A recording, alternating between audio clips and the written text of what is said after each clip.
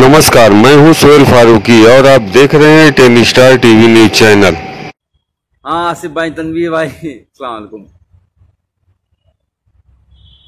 मथुरा की नगरी, कृष्ण जी की पवित्र नगरी में रह के बहुत कुछ सीखा कि किस तरह से भगवान कृष्ण ने कहा है कि कभी भी किसी को धोखा नहीं देना, अपना दिल साफ रखना, यही धर्म होता है। और हम लोग रामायण देखते थे, 9 बजे से 10 बजे तक हर रोज आता था, लॉकडाउन के टाइम भी। तो उसमें भी जो उत्तर रामायण में महर्षि वाल्मीकि जी ने श्री रामचंद्र जी को जब एक बात कही थी, जब उन्होंने धनुष उठा लिया श्री लव कुश के खिलाफ ही, तो उन्होंने कहा था कि राजा का धर्म राजधर्म होता है, राजहट नहीं। पर यहां तो राजा मेरा बाल हट पे आ गया है। बच्चों की जान बचाने की कितनी बड़ी सजा दोगे भाई? क्या बच्चों को जान बचाना इतना बड़ा गुनाह हो गया था? सारे लोग फोन कर रहे हैं, फोन नहीं कीजिए कोई भाई, मैं कुछ देर बात कर लूं, बहुत दिनों बाद, 8 महीने बाद आपसे। राकेश चौधरी साहब शुक्रिया, वैभव पाठक थैंक यू यार, थैंक यू। इरफान खान साहब इस्लाम, आई लव यू टू। तो मैं ये कह रहा था कि महर्षि वाल्मीकि जी ने श्री रामचंद्र जी से कहा कि बाल हट मत करो। इस तरह से प्रताड़ना देना, 9 महीने उस वक्त जेल रखना, फिर बहराइच वाले कांड में भी 2 महीने जेल रखना, फिर 8 महीने इतना टॉर्चर कराना जेल में। बार बार सिर्फ यही कहा जा रहा था कि तुम उन 70 बच्चों की बात नहीं करोगे, जो 70 बच्चे ऑक्सीजन की कमी से मर गए हैं, उनकी कभी बात नहीं करोगे, उनको भूल जाओ। कैसे भूल जाऊं? अपने सामने मरते हुए उनको देखा है। कोरोना के टाइम जब इस भारत में, इंडिया में कोरोना ने एंट्री नहीं की थी, 27 जनवरी को मैंने वीडियो डाला था कोरोना पे लेके, और उस वक्त मैंने साफ साफ कहा, बताया था क्या करना है, क्या नहीं करना है, कैसे इससे बचना है। और 30 जनवरी को पहला केस इंडिया में आया। मैंने माननीय प्रधानमंत्री नरेंद्र मोदी जी को 19 मार्च को ही एक लेटर जेल से सुप्रिंटेंडेंट जी के द्वारा भिजवाया, और उसमें साफ कहा कि हम कम्युनिटी ट्रांसमिशन से बच नहीं सकते, हमारा भारत देश ऐसा है। क्योंकि मैंने पूरा भारत घूमा है, कितनी गरीबी है, एक घर में 4-4 लोग कैसे रहते हैं, एक पूरी झुग्गी झोपड़ी बस्ती होती है, हजारों लोग उसी में रहते हैं। जैदू भाई जी, तो उसमें रहते हैं, वो कैसे रहते हैं, वो कैसे दूरी, 2 गज की दूरी रहो, कह देना आसान होता है, पर वो इतना आसान नहीं है गरीबों के लिए। कितने माइग्रेंट बेचारे चलते चलते गए, ट्रेनों में दब गए। गरीबी कितनी है, आज क्या हालत हो गई है हमारे देश की।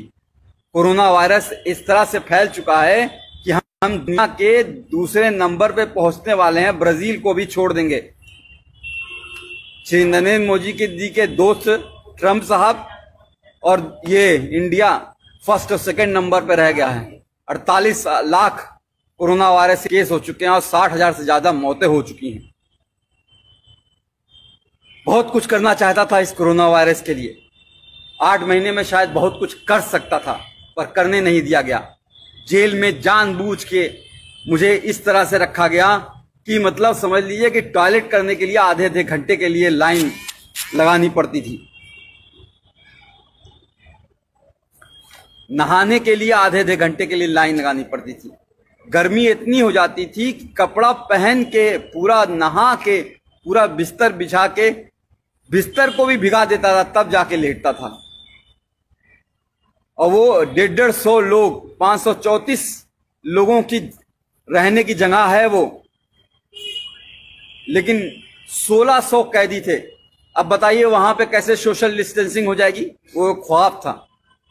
लोगों की सांसें, लोगों की बदबुआं, लोगों की मतलब पेशाब की महक, और एक टॉयलेट होता था 150 लोगों के बीच एक टॉयलेट। किस तरह से जिंदगी गुजरी है। और एक बात बता दूं, सिर्फ मैं नहीं सफर किया हूं, पूरी फैमिली को हरास किया है। पूरी फैमिली को जिस तरह से प्रताड़ित किया गया है उसका कोई बयान नहीं है। गोपाल दीक्षित जी, शेखर जी, मैं हायस कर रहा हूं अपनी सेहत, अब तो कुछ बनाऊंगा। वहां तो पतली दाल से जिंदगी बस चलानी थी। तो मेरा बच्चा जो 11 महीने का था, जब चल नहीं पाता था तो उसे छोड़ गया था। आज चलता है, दौड़ता है, बोलता है।